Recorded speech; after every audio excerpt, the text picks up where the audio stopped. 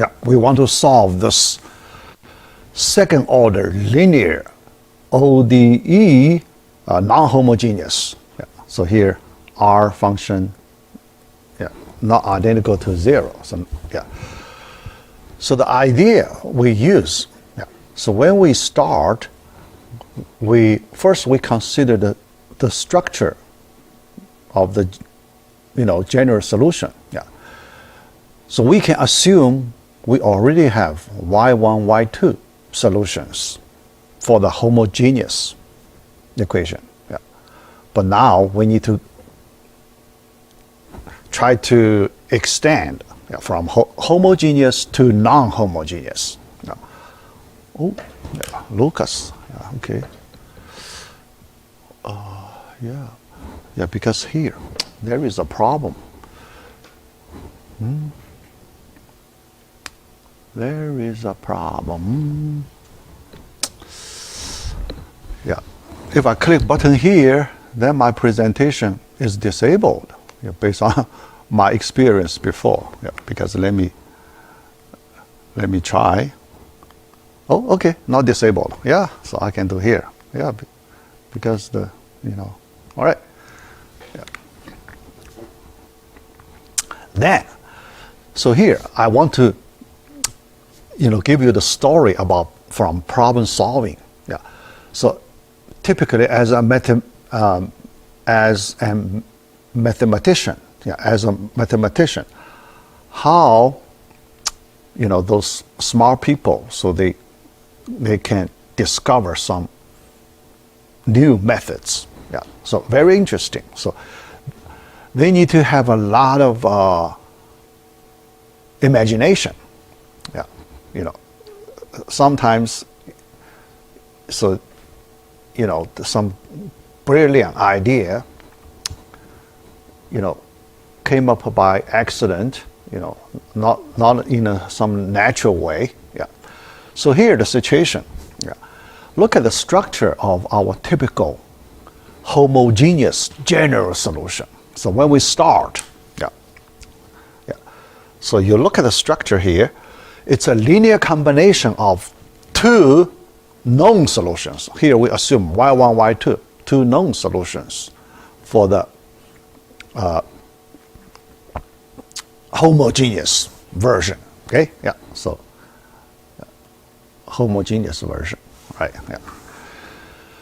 But then from homogeneous to non-homogeneous, so this step is, I think this step is very important. Ordinary people cannot get that. The step from homogeneous YH, the general solution of the homogeneous, to YP. YP is a particular solution for non-homogeneous. So this step, the jump, this jump step, critical. I think it's critical. Yeah. All right. Because here you can see the imagination plays a very important role. Imagination. All right.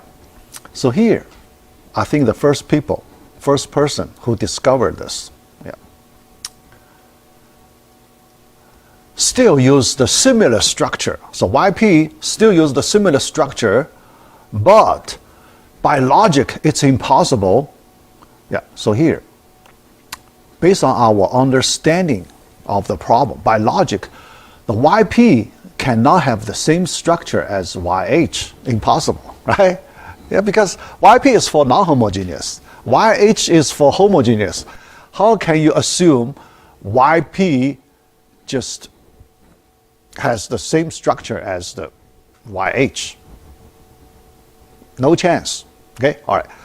But that first person who discovered this make very smart move, change from constant C to a function, U function.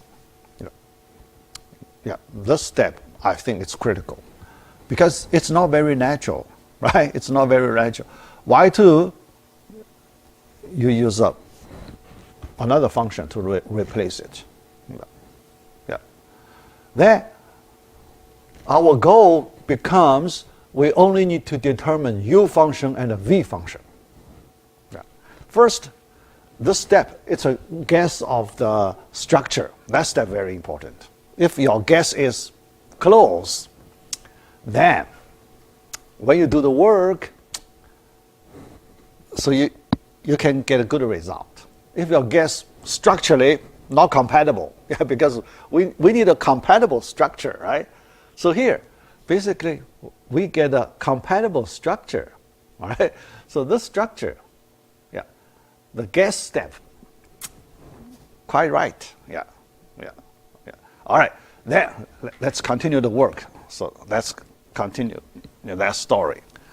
After we take the first derivative of that YP structure, now you have 4 terms. 4 terms, that's scary. Yeah, that's scary, okay? Yeah, because here, all these 4 terms are unknown, right? Unknown, yeah. U function unknown, V function unknown. You have 4 unknown terms. That's really tough. It's hard to control. The problem is it's very hard to control 4 unknown terms. So the next problem, reduce the number of terms. Reduce, yeah, because we cannot handle 4 terms. But if the number is reasonably small, then we can handle. So next question, based on intuition, yeah. So, but the question is how to reduce the number of terms. That is another important step. We need to make a right decision. Yeah, here, all right. The observation, because when you look at the U function, V function, you know, we have a lot of freedom in those 2 unknown functions. Freedom, okay? Yes, yeah. That's the special property we want to take advantage of. How do you want to use the freedom of those 2 unknown functions in the right way to help you reduce the number of terms in this YP prime expression? Okay, the freedom can be used. Yeah. So based on our current experience, freedom is a good thing for problem solving. Yeah, because we can adjust, change, manage the freedom to make our life easier. Yeah. So here, let's look at that. How to use the freedom to reduce the number of terms. Yeah. Can we take advantage of the freedom to simplify the above 4-term expressions? Yeah. So the idea is that because when we use the freedom, we want to make sure the sum of 2 terms equals 0. Vanishing. Yeah. We make the sum of 2 terms vanish. Okay? Yeah.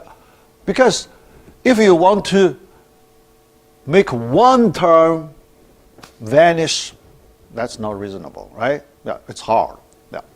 No reason to make 1 term gone. Not reasonable. But sum of 2 terms equal to 0, that's possible, right? Some cancellation thing. Yeah? If you make good adjustment on U function, V function, then sum of 2 terms happen to be 0 function. That's great. Yeah. So this is based on imagination. Okay? Yeah. So here you can see, for a problem solver, imagination is extremely critical. Extremely critical. Yeah. Yeah. All right. So but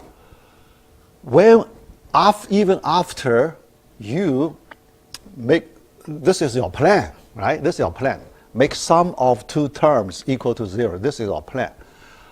How to make it happen, you need to do the right way. Yeah, because when you pick 2 terms out of 4 terms, you have many different ways to pick, right? Which 2 terms you want to make sum of them equal to 0? There are so many different ways, right? Yeah. Yeah.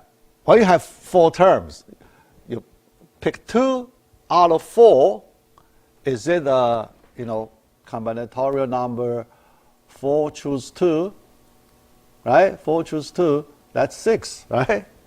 Yeah. 4 times 3 over 1 times 2, that's 6. Yeah. You have 6 different ways, right? How do you know which way is the right way? Yeah.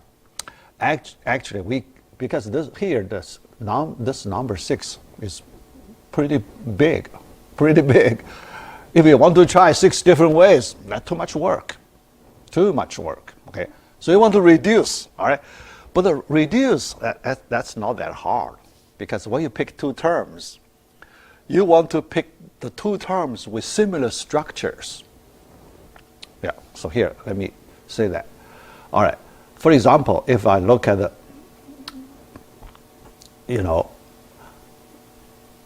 term here, okay? Yeah, so here. Yeah. All right. So first, you can see the 2 terms, one should contain y1, one term should contain y2. Okay? Yeah? y1, y2. Yeah. To be balanced, right? If you only contain y2, then you do not use the information from y1. That's not right, right? So you should use the information from both known solutions. y1, y2, they are known solutions. So when you pick 2 terms, it should be the first term related to y1 solution, second term related to y2 solution. But when you pick y1 solution, y2 solution, for example, this one, y1 prime, this one, y2, no prime, not compatible, right? Yeah. Because look at the structure, it's different. One is a prime, another no prime. Yeah. So what you should do is, when you pick y1, if it's a prime, y2 you should also pick a prime. Okay? If you have y1, but y2 you also no prime. Okay? y1 no prime, y2 no prime. Yeah? In this way,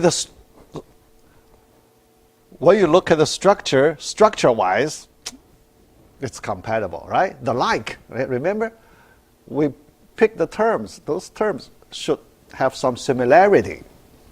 Yeah. This is based on our understanding of the structure. Yeah. We cannot mess up the structure. Structure is extremely important. When we do problem solving, we always need to pay attention on the structures. You cannot mess up structures. Okay? Yeah. So here, we want to make our structure right. All right, so let me look at, all right, group. Let's group. Here, based on our understanding on the structure, we group in this way, parentheses. Okay? The first pair of parentheses around prime. y1 prime, y2 prime, sum of those 2 terms. Second, parentheses around y1, y2, similar structures. Yeah. Now, next decision. Another important decision we need to make. Yeah. Because here, we have the freedom, we have the luxury to make one of the pairs parentheses equal to 0. Yeah. But which one you want to make it 0? That's another question, right? Yeah. Either this one equal to 0 or that one equal to 0 or, okay? You need to make that decision. Yeah. Which one you make equal to 0, when you make this decision, still you use the structure information to help you make the decision. Structure. So based on the structure here, derivative, non-derivative, which pair you want to make it 0? Can you explain why you want to make the first one equal to 0? Because I'm thinking, if we cancel out that term, all we have to do is integrate the u and the v variable and start with the v. Yeah. We have our y1 and y2, which comes from the general solution. All right. Yeah, so here you consider part of it, but there is another important piece of information you missed. Yeah. All right. You look at the yp prime. Yp prime, it's a prime function, right? Derivative, prime, okay? Then, here, the first pair also prime, but second no prime, right? Second prime. But now, at the two sides of the equality, if left-hand side has prime, do you also want the right-hand side has prime, right? Because similar structure, right? But if you make the first pair of parentheses 0, then left side prime, right-hand side no prime, you know, structure-wise, not quite compatible, all right? So here, here, just something. This is your understanding, yeah. So the things like this, because if you read a textbook, nobody write this kind of thing on textbook, right? You know, too little, right? So this kind of understanding thing, yeah. So here the understanding. Yeah. So that's why I said in problem solving, when we do the formula manipulations, we always need to consider the structure information to guide us,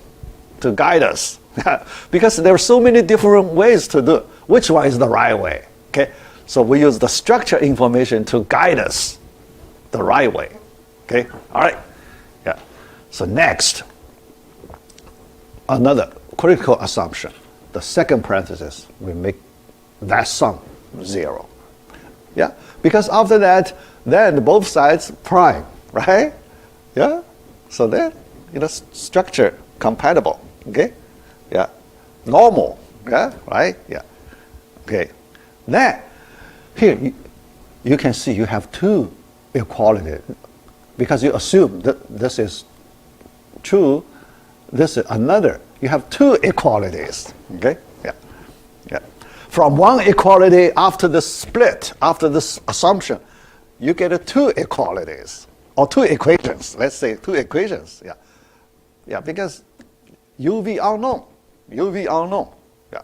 So we can solve, so this looks like a linear system, we can solve this linear system, you know, for two unknown functions, yeah, two unknown, yeah. But we haven't used the structure of the original equation, right? Yeah. So we cannot just solve directly from these two equations, right? Yeah. Because we need to use the information from the original equation. Yeah. All right. So let's do the computation part. Yeah. All right. Because here, after we make assumption, and then YP, yeah, remember YP, yeah, this is the structure of YP assumption. This is also assumption, okay? Yeah. This, based on our assumption, this is correct. So that's the known information. Yeah. So these three, actually these three, yeah. So we can use, all right, yeah. Then we take second derivative on, YP prime, we take another derivative. So we get a YP double prime, but the right-hand side, we need 4 terms. Yeah, 4 terms. Yeah. Yeah. Still pretty messy, but the 4 terms here not as scary as the intermediate step 4 terms. Yeah, because this is the last step, right? Yeah, that's the last step. So we have 4 terms.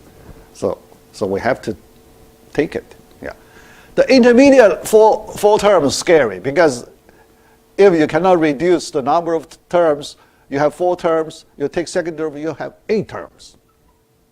That's scary. Yeah, that's why. But this last step 4 terms, there, much better. Yeah, much better than the intermediate step 4 terms. All right.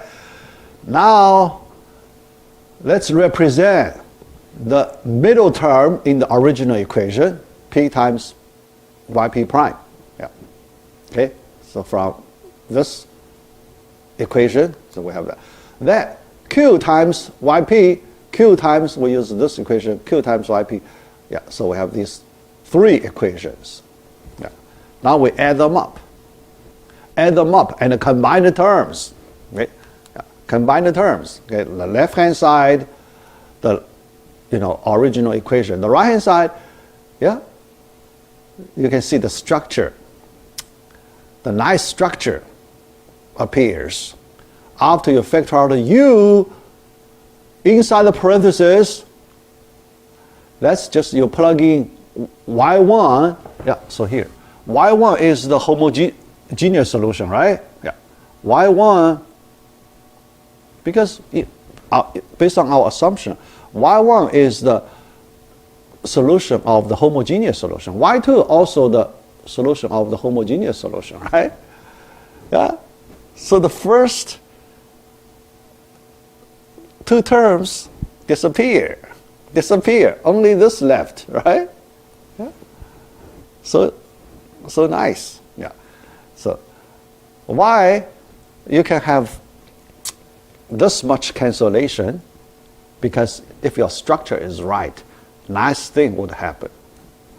That's something important.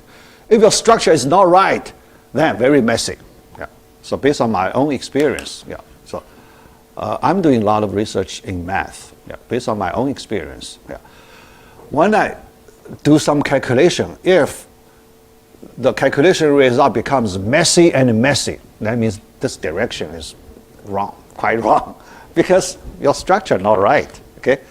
After I do some, right thing, there a lot of cancellation. You cannot imagine the cancellation. Yeah, here and there cancellation, because the structure is correct. So eventually you will get nice cancellation like this. So here, nice cancellation like this. Okay? Yeah? So at the end, after simplification, you have a new linear system. Here we treat as a linear system, right? Yeah. Yeah. Let's take a look at this block equation. We have two linear equations. Yeah. So let's examine known and unknown functions. Yeah. What are the known functions? What are the unknown functions? Okay. The known function, y1, y2 are known, right? Yeah. Because the known solutions we assume from homogeneous equation, and R function also known. Unknown, u prime, v prime. The good thing is you only have u prime, v prime. You don't have u and a v. Yeah, that's much simpler. Yeah. Can you treat u prime as one independent unknown function and a v prime as another independent unknown function? You can forget about u, right? You can forget about u and v. Now your focus is on u prime function and the v prime function. Because if you can find u prime function, v prime function, you do integral, you can get a u function and a v function. Yeah. So here, our target, yeah, we want to determine u prime function and the v prime function. Solve this linear system. This is a simple linear system, right? Yeah. To solve it, yeah. So here, although I can use the matrix way, yeah, yeah, linear algebra matrix way, yeah, yeah, yeah, yeah. But here, yeah, let me just solve these two equations directly. Yeah, yeah. For some students who are not quite familiar with the linear algebra, yeah. So here I use the straightforward way to solve this linear system. Yeah. So let me write copy the linear system here. Let's do some cancellation. Okay. Yeah. The first cancellation, we use y2 prime multiply the first equation, and the y2 multiply second equation. How about that? After that, we do subtraction. We use the top equation minus the bottom equation after we multiply. Okay? Yeah. So here, imagine you multiply through y2 prime. Yeah, yeah. Then because this term will be cancel out. Yeah. Top one, v prime, y2 prime. Bottom one, v prime, y2 prime, y2. If you do subtraction, cancellation. Yeah, cancel out. Okay? Cancel out. Then the first part, because u prime can be factored out, right? U prime factor out. After you factor out, yeah, so here, let me just do that step. Yeah. So u prime y1 y2 prime minus u prime y1 prime y2, right? Yeah. After cancellation, the left-hand side. Then you can take u prime out, right? U prime out. Inside parentheses, y1 y2 prime minus y1 prime y2. Can you recognize the structure of this expression? Inside parentheses, some special structure. Nice special structure. Yeah, determinant. Wronskian. Wronskian. That's special determinant. Yeah, it's a determinant. But that determinant we call a Wronskian, right? Yeah. All right. So then we use W to represent the Wronskian. Okay? Yeah. W here equals determinant of this matrix. That 2 by 2 matrix. That's the Wronskian definition. All right? Yeah. All right. Then the representation, specific representation, just this one. Okay? Yeah.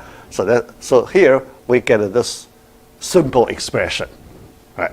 Then we can find the u prime equals to the known function. Right-hand side is a known function, right? Yeah. Because every function is known. R is known, y2 is known, w also is known. Okay? Right-hand side function, the whole thing is known. Okay? Then you can find u. All right. Similarly, for v prime, this time we use y1 prime multiply the first equation, y2 or y1 also, but no prime, multiply second equation. Then we do cancellation. After that, we get negative w times v prime equals negative r y1. So v prime is a known function. Yeah. Then the last step, u and v, we take integral. We take integral. Okay? So u function, v function can be calculated in this way. Yeah. After we derived formula, then you do not need to go through the whole process every time, right? Now you just, when you need to solve the solution like this, you just apply this final formula to find a u function, v function for that yp. Yeah? Okay? You just do the calculation. Yeah? Yeah. All right. Yeah. So let me, yeah, okay. Yeah, all right. All right. Now, let us solve a simple example. Yeah. Yeah. Here, first, y1, y2 easy to find, right? Yeah, because it's a, linear, homogeneous linear with constant coefficients. Yeah. So let us find YH first. YH, you can see, yeah, because so here, yeah, so because the characteristic equation, double root, right? Plus 3. Double root, yeah. So one solution is negative 3x, another you multiply x. Negative 3x. Okay. So this is your y1. This is your y2. y1, y2. Okay. Yeah, so our general solution, we use y1, y2. Okay, all right. Then, all the functions here known, yeah. W, Wronskian, we need to calculate. We need to find it. Yeah, also easy. After that, we just plug in. So we do the calculation. Yeah. W of y1, y2. Okay. Yeah. So y1 here, y2 here. Yeah. Let's calculate the determinant. Okay. All right. Using the determinant formula. So this is the W Wronskian function. Yeah. Then u, yeah. So let's do the cancellation. E part all cancel out. Okay? E part cancel out. Yeah. So then this one we can find its integral easily. Yeah. That's u. Yeah, easily. Yeah. Yeah. All right. So here, let me ask one small question. Yeah. Because the integral we use here is an indefinite integral. Yeah. And when we find the solution, why we do not add a constant c here? Yeah, we do not add a constant c here. Okay, yeah. All right, think about it. Yeah, let me calculate u. So then e part also cancel out. Okay, after canceling arctangent. Yeah, why we do not cancel? Oh, sorry. Yeah, by accident, I jump out. All right. Yeah, I need to go back. Yeah. All right. Yeah. Yeah. Quickly move down. Yeah. Yeah. And I need to change pen color. Yeah.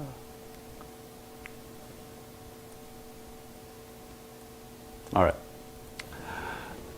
The answer is very simple. Okay. Yeah. Look at what's the purpose of u and v, these two functions. Okay. What do we use u function and v function? We use u function and v function to construct yp, particular solution, right? For a particular solution, we only need one particular solution, right? One yp. Why you need a plus c, right? Yeah, we need one solution. Yeah. One solution is good enough. Okay? Yeah.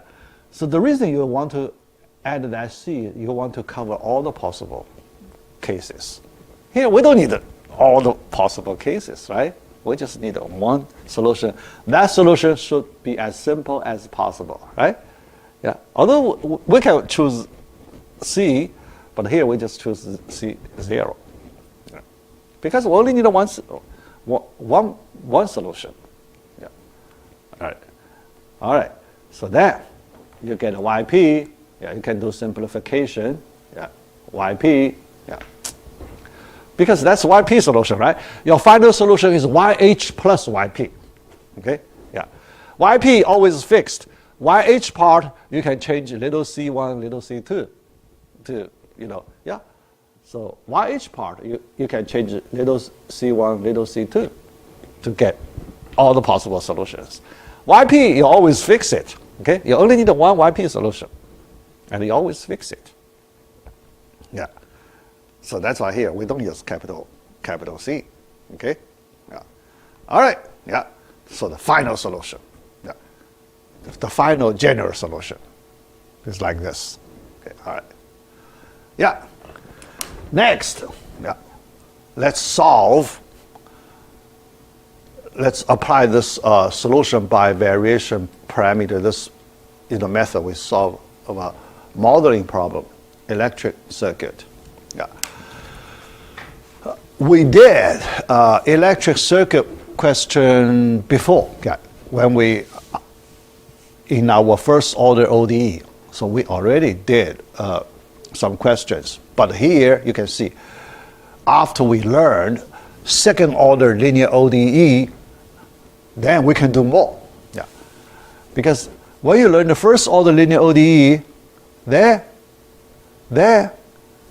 we can, if you look at the electric circuit, some important term is missing. Some important term is missing. Yeah, here, remember. So that capacitor, right? Remember? Yeah.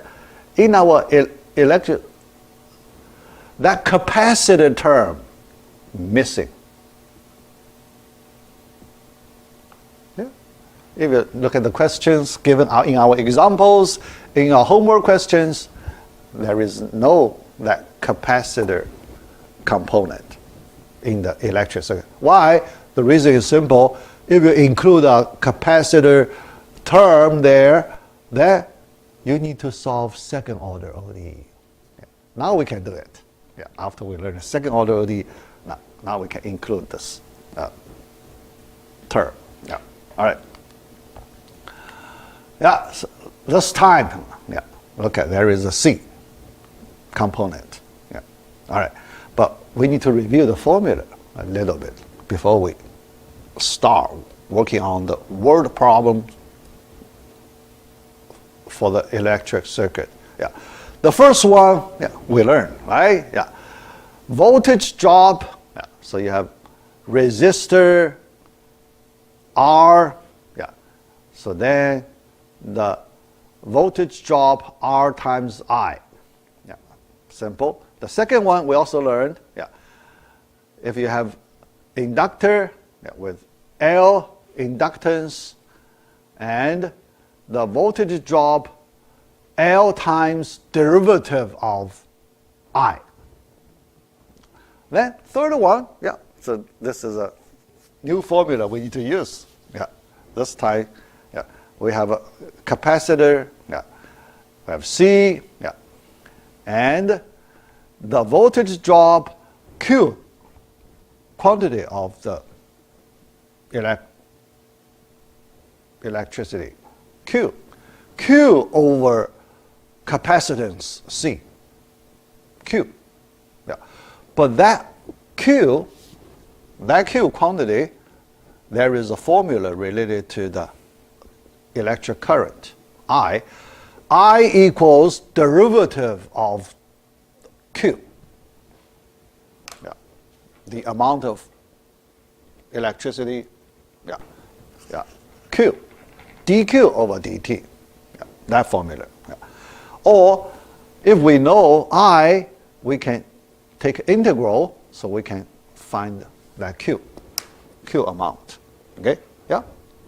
So with these formulas, now we can start working on, on the electric circuit containing these three different types of components. Yeah. All right.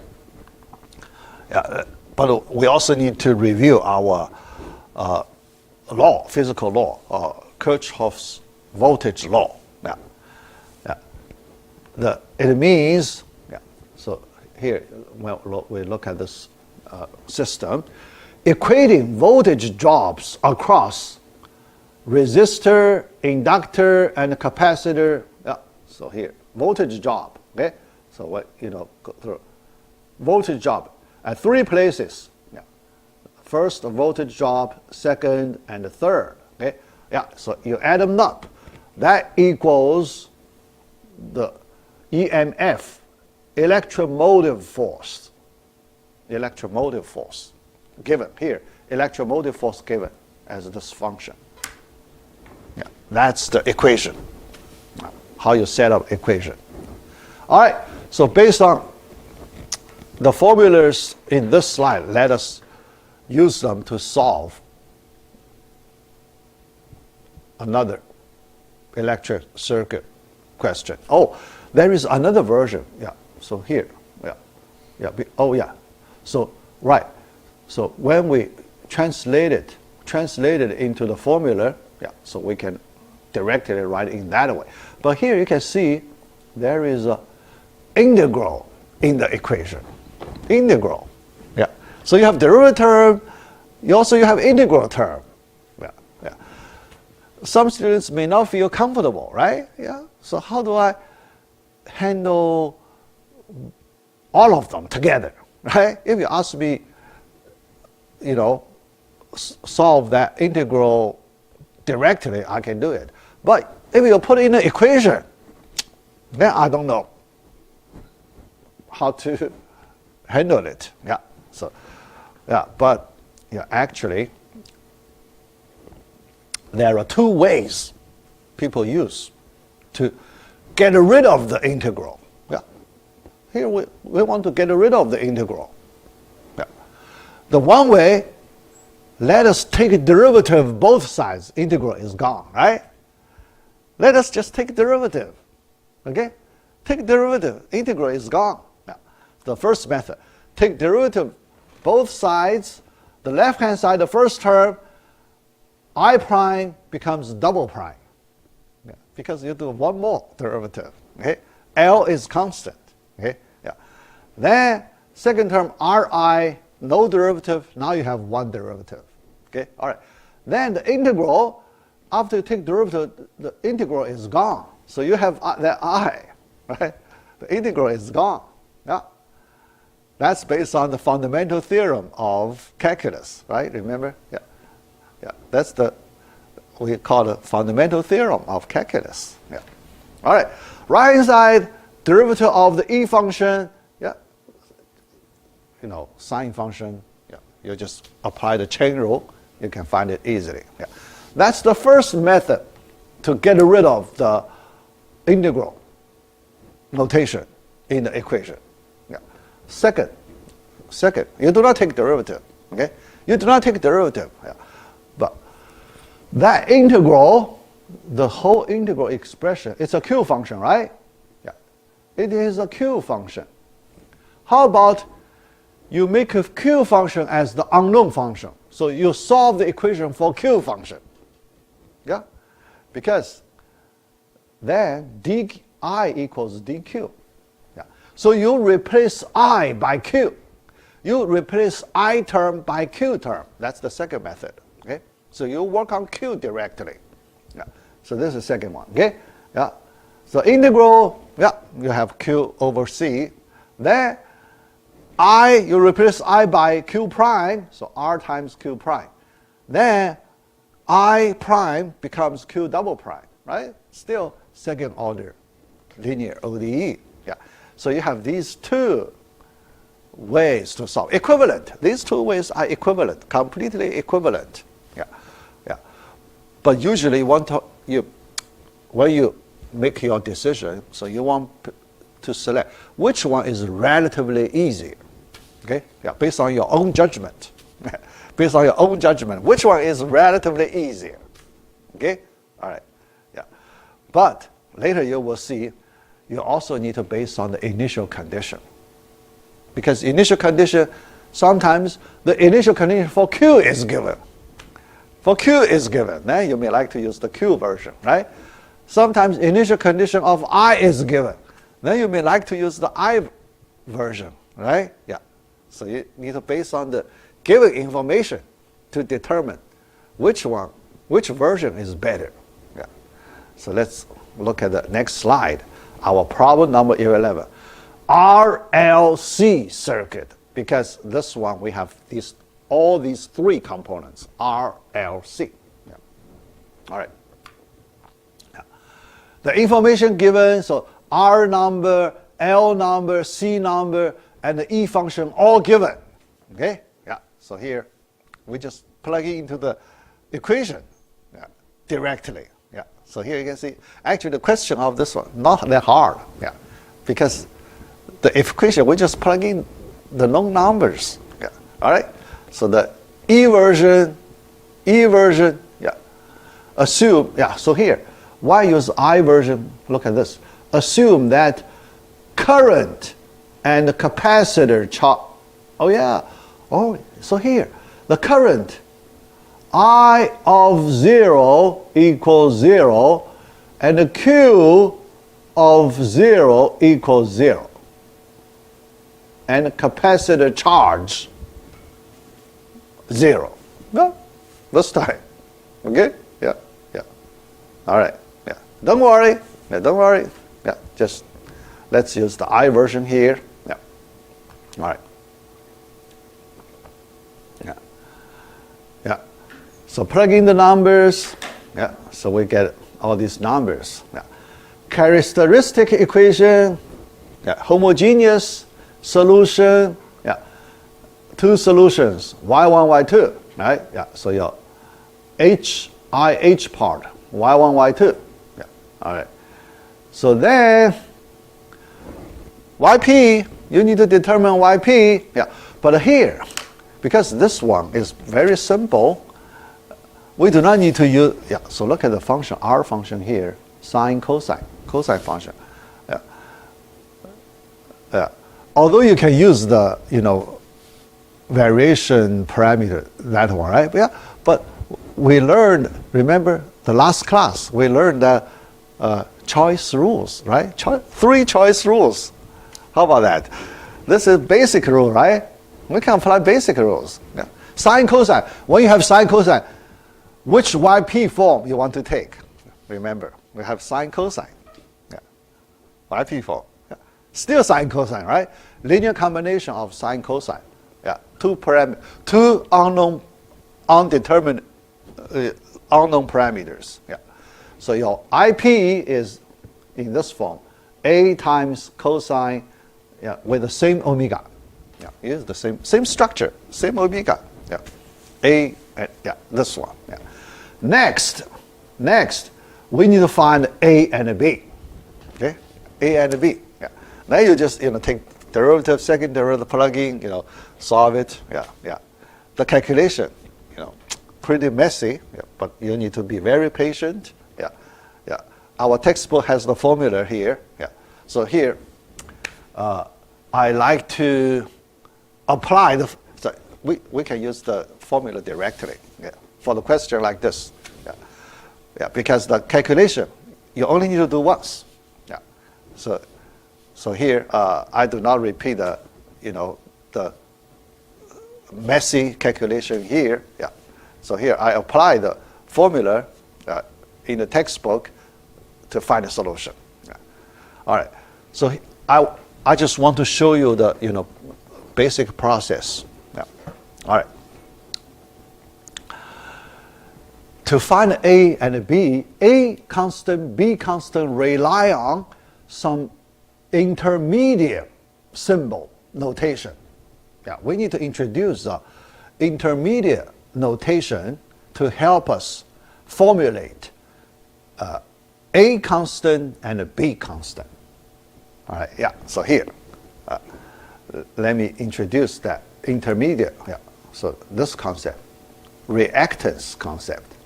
So there is some concept introduced for that intermediate representation, symbol, notation. Okay? It is defined as, we use S as the symbol for this reactance concept, equals omega L minus 1 over omega C. Okay? That's the definition. Yeah. Because in our calculation, we need to use this symbol, this expression. Yeah.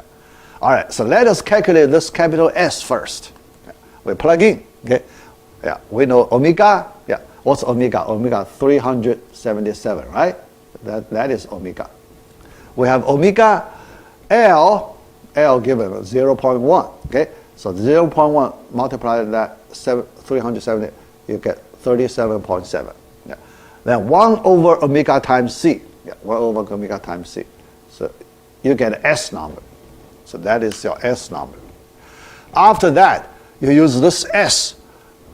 Another formula, you can get a little a, yeah, little a using S in this way. Okay? In this way. Little b use in the S with other known values. So you get a little b. Yeah. Then, yeah, so with the initial conditions, yeah, because initial condition, you need to determine that C1, C2, right? Yeah, you need to determine that C1, C2. Yeah. All right. So then you plug in, you find C1, C2, you get a final solution. Yeah. Okay. Yeah.